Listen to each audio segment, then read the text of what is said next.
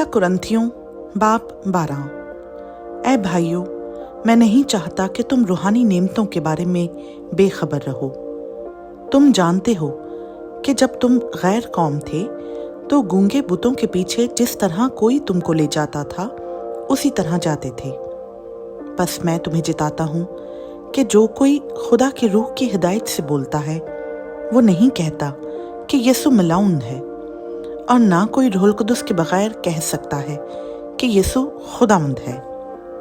नेमतें तो तरह तरह की हैं, मगर रूह एक ही है, और खिदमतें भी तरह तरह की हैं, मगर खुदावंद एक ही है। और तासीरें भी तरह तरह की हैं, मगर खुदा एक ही है जो सब में हर तरह का असर पैदा करता है। लेकिन हर शख्स में रूह का ज़हूर फ़ायदा पहुंचाने के लिए होता है, क्योंकि एक को रूह के वसीला से हिकमत का कलाम इनायत होता है और दूसरे को उसी रूह की मर्ज़ी के मुआफ़िक इल्मियत का कलाम। किसी को उसी रूह से ईमान और किसी को उसी एक रूह से शिफा देने की तौफीक। किसी को मौजिज़ों की खुदरत, किसी को नबूवत, किसी को रूहों का इम्तियाज़, किसी को तरह तरह की ज़ुबानें, किसी को ज़ुबानों का तर्जुमा करना।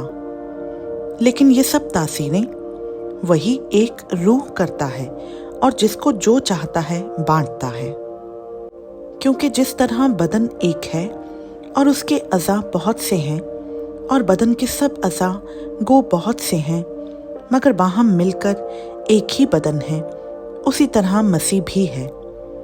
क्योंकि हम सब ने ख्वा यहूदी हों ख्वा यूनानी, ख्वा गुलाम ख्वा आज़ाद, एक ही रूह के वसीला से एक बदन होने के लिए बपतिस्मा लिया, और हम सबको एक ही रूह पिलाया गया। चुनाचा बदन में एक ही अज़ू नहीं बल्कि बहुत से हैं। अगर पाँव कहे चूँकि मैं हाथ नहीं इसलिए बदन का नहीं, तो वो इस सबब से बदन से खारिज तो नहीं। और अगर कान कहे चूंकि मैं आँख नहीं इसलिए बदन का नहीं, तो वो इस सबब से बदन से खारिज तो नहीं। अगर सारा बदन आँख ही होता तो सुनना कहाँ होता? अगर सुनना ही सुनना होता तो सूंघना कहाँ होता? मगर फिल वाक़ई खुदा ने हर एक अज़ू को बदन में अपनी मर्जी के मुआफ़िक रखा है। अगर वो सब एक ही अज़ू होते तो बदन कहाँ होता? मगर अब अज़ा तो बहुत से हैं, लेकिन बदन एक ही है।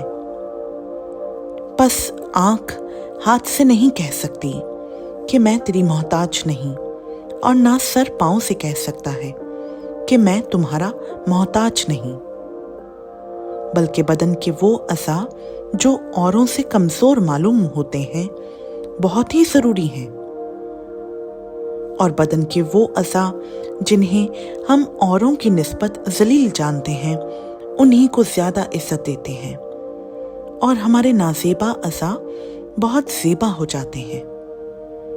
हालांकि हमारे ज़ेबा अज़ा मोहताज नहीं, मगर खुदा ने बदन को इस तरह मुरक्कब किया है कि जो अज़ू मोहताज है उसी को ज़्यादा इज़्ज़त दी जाए, ताकि बदन में तफ़रका ना पड़े, बल्कि अज़ा एक दूसरे की बराबर फ़िक्र रखें।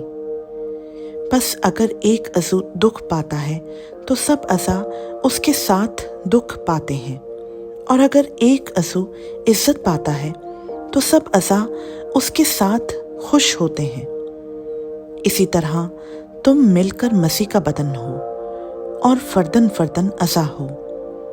और खुदा ने कलीसिया में अलग अलग शख्स मुकर्रर किए, पहले रसूल, दूसरे नबी, तीसरे उस्ताद, फिर मौजिज़े दिखाने वाले, फिर शिफा देने वाले, मददगार, मुंतज़िम, तरह तरह की ज़ुबानें बोलने वाले। क्या सब रसूल हैं? क्या सब नबी हैं? क्या सब उस्ताद हैं? क्या सब मौजिज़ा दिखाने वाले हैं? क्या सबको शिफा देने की क़ुव्वत इनायत हुई? क्या सब तरह तरह की ज़ुबानें बोलते हैं?